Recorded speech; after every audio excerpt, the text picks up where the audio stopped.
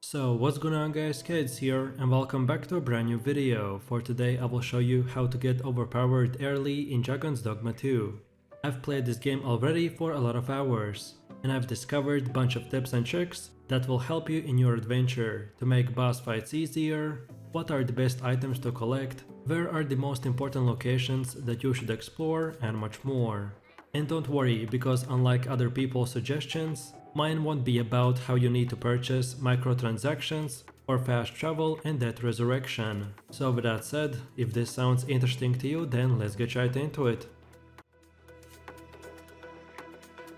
So then first things first, we will look into the character creation, because how your character looks actually matters in this game. Your pawn will be hired by other players to use in their own games, and when they come back, they will come bearing rift crystals and a gift if you are lucky. Rift crystals are useful because they allow you to summon pawns that are higher level than you, which makes them a big help in fights. So then at the end, spend extra time with the character creation, making a pawn that is appealing for others to hire. Whether that means making something that looks really good or perhaps really bad. You could even design them to be based on a popular character in video games or content creators like streamers or YouTubers.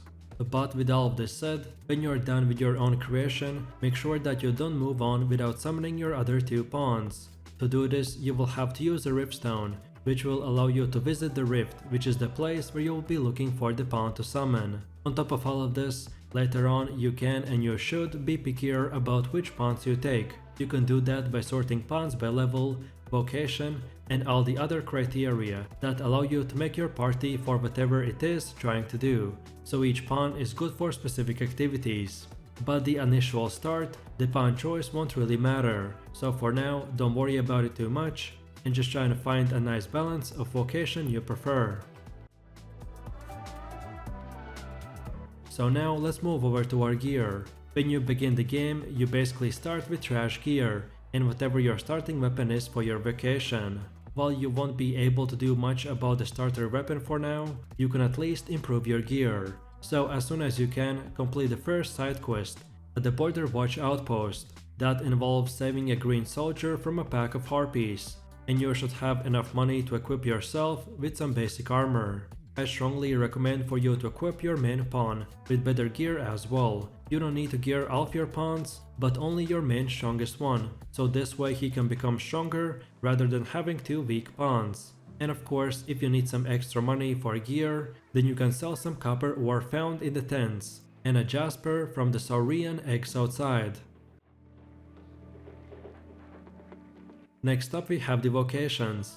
I've already made two specific videos on vocation tier list and vocation guide, so check them out. But in a short summary, Dragon's Dogma 2 has 4 starting vocations, and once you've unlocked them, you can switch between them at any vocation guild for free. There's even a vocation guild in the Borderland campground, which is the first real settlement that you will discover. This means that you can unlock and switch between a fighter, a thief, an archer, and a mage. You should use this early game outpost to take your time and test out each vocation before following the main quest and moving on to more dangerous areas. You need 100 discipline points to unlock each vocation, but that's very easy to gain by simply killing goblins, wolves, and other weak enemies in the nearby forest. Nearly every settlement with an inn contains a vocation guild, so don't be afraid to test out classes that look interesting to you. Passive skills, called the augments, can be shared between each vocation once unlocked. So even if you level up a vocation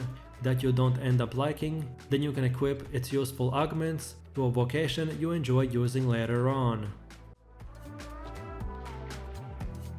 So now let's move over to the next 3 to 4 things that you need to find as soon as possible. So before you continue with the main quest, venture off to the beaten path to find Baron. He is a beastren with a questline involving bringing him a weapon. It's a questline you will want to follow, and it's a bit of a pain to backtrack here, so you might as well pick it up while you're in the area. This also gives you the chance to gain some much needed early levels by killing few extra goblins. Then for the second thing, we need to pick up our free camping kit. Camping kits are essential items for exploration that allow you to rest while out in the wilderness at a campsite.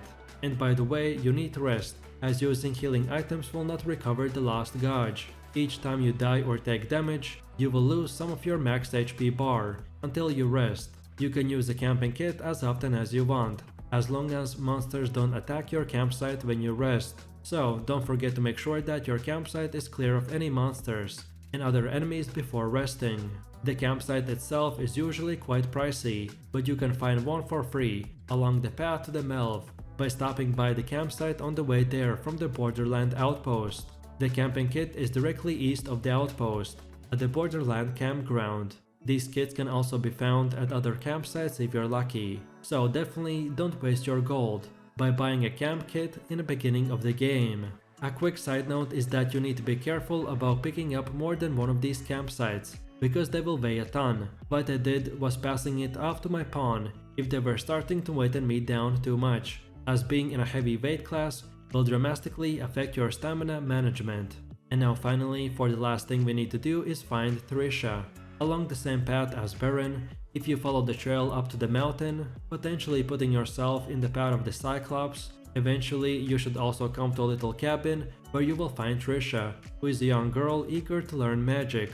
She'll be turned down by her grandmother, and it may initially seem like there's nothing to do here. So at least what I did was do a lap around the area and come back, and I got a side quest that will have you keeping an eye out for various tomes that I can bring back to Trisha whenever you're back in the area. And this will give you very cool rewards later on. Also, don't forget to pick up the Seeker token, that's all the way up in the hill near the Trisha's house. Now let's talk about exploration. Once we are done with all of this, we can now head into the specific locations that will give you the most rewarding quests and items. So first of all, if you feel confident in your combat skills, then let's head into the Waterfall Cave, which is located just to the northeast of the Border Watch outpost. But be warned, you're going to have to deal with a ton of Sarians here, and they're very tough if you or your pawns don't have the ice spells like the Frigger, Icebond or Haggle. When I first tried this zone, I failed, so I went back to the Riftstone and found pawns with those skills equipped, because otherwise I had a very rough time. Still, the trip was worth it, as there is great loot here, including a fairy stone, which will come very handy as a method of fast travel later on. Also, if you really like looking for a challenge, then there are two bosses here that will certainly provide that for you. After you're done with this area, then now let's collect Throw Beetles and head over to the Melve. You may have come across them already, perhaps finding one that I have missed, but you should know that these golden Throw Beetles are one of the two main collectibles in Dragon's Dogma 2, the other ones being the Seeker's token. On your way to the Melve, you will find one right here just outside of the city's wall. Make sure to use them in the tools menu of your inventory to get the benefit of the expanding your inventory. Believe me, they will add up, because after hours of playing and collecting these beetles, I've expanded my inventory about by 50%. Then now, once we are in Melve, by following the main quest line, we should do a couple of things. First of all, accept the Medicament Predicament quest for the young girl named Flora in front of the medicine shop. Complete this quest early on in the game to get a reward when you reach the first major settlement. Flora asks you to either way purchase or craft Fruit Rubberant. It's easier to purchase the item from the medicament shop because she is standing next to it, but to save money you can combine Giant Fruit and Green Varish to create what you need. For this completed quest, she will give you your first ring, and the girl's grandfather will reward you with a Chirurgeon specialization for your pawn, along with a discount at his store. This specialization allows your main pawn to use healing items on other party members, which means that they could save your life or the life of another party member. This also gives you a reason to offload some of your healing and status curing items onto your pawn. Then next, let's head to the inn, which also doubles as a vocation guild. Here you can buy new skills for your vocation and equip them. Make sure you do the same for your pawn as well. Note that you can unlock a new vocation even if you don't intend to use it right away. Unlocking a vocation gives you the gear for the vocation as well, which you can either way sell or store for later. And then finally, make a stop again by the medicine shop to purchase a weapon for yourself if you got extra gold. And finally, speak to the Lenhart before you leave to take on a quick quest involving throwing explosive barrels into a Saurinian nest, because this will be very quick and easy experience.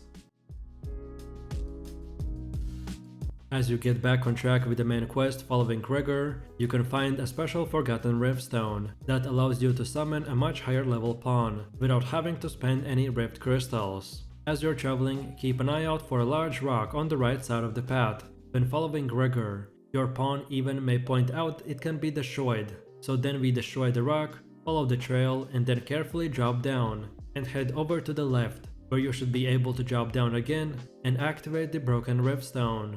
After that is done, we keep following Gregor to the Vernworth, but there are still a couple of things to make sure we collect along the way. First of all, there's another golden beetle up on the ramp to the left as you enter the checkpoint. There's also another camping kit that you should definitely pick up if you don't get the first one, and then make a camp to ready yourself for the rest of the trip. Right across the campsite, quickly cross to the river to find a chest with a vague stone shard. When you reach the area called the Gathering of Beasts, there are tons of chests that you can loot if you deeply explore the area. There's also a lot of enemies here, so don't feel bad about moving on if you're low on HP. During the Cyclops fight, you can shove a nearby barrel into the rocks, damming up the river to flush the Cyclops out with the water, dramatically reducing his health and making this fight much easier. After that fight, Gregor will take an ox quart the rest of the way and invite you to join him, so you definitely want to accept it, because we will want to visit the Vocation Guild, get new weapons and find items at the vendors. So then when you first reach Vernworth, a tons of options will open themselves up to you, and it can be quite a bit overwhelming. So let's quickly cover some of the most important things. First of all, we want to visit the Vocation Guild. Not only you will be able to add new skills and change vocation if you desire, but the vendor will also give you a quest to unlock both the warrior and the sorcerer vocation. Then afterwards, even before completing the vocation quest, visit the tavern at night to meet the Brand, who will be your go-to person for following the main quest line in the Vernworth. He will have 3 quests for you and you should pick them up right away. Don't feel pressure to do them right away, but it will be good to have them in the quest log so that you can knock them out when you're out of other things to do. You will want to do this before completing the warrior/sorcerer vocation quest, because one of the main quests will send you to the same location as the vocation quest. And then last but not the least, this is absolutely the most important thing to do. Do not leave Vernworth without activating the port crystal, which is located right next to the back of entrance of the Star Drop Inn. Port crystals are landing spots for you once you're able to fast travel with the fairy stones. And speaking of fairy stones, there are few to find inside Vernworth. One can be found alongside a seeker token by getting on the roof of the inn and then jumping to the bell tower. Then you can deliver the seeker's token to the Vocation Guild to receive another fairy stone. These stones are the only way to instantly fast travel to a location risk-free, so they're very valuable. You can also buy them for 10,000 gold. As an early game player, inns are expensive, especially when you rather be spending gold on shiny new armor and weapons. So you will get your first chance to buy a house when you reach the first major settlement called Vernworth.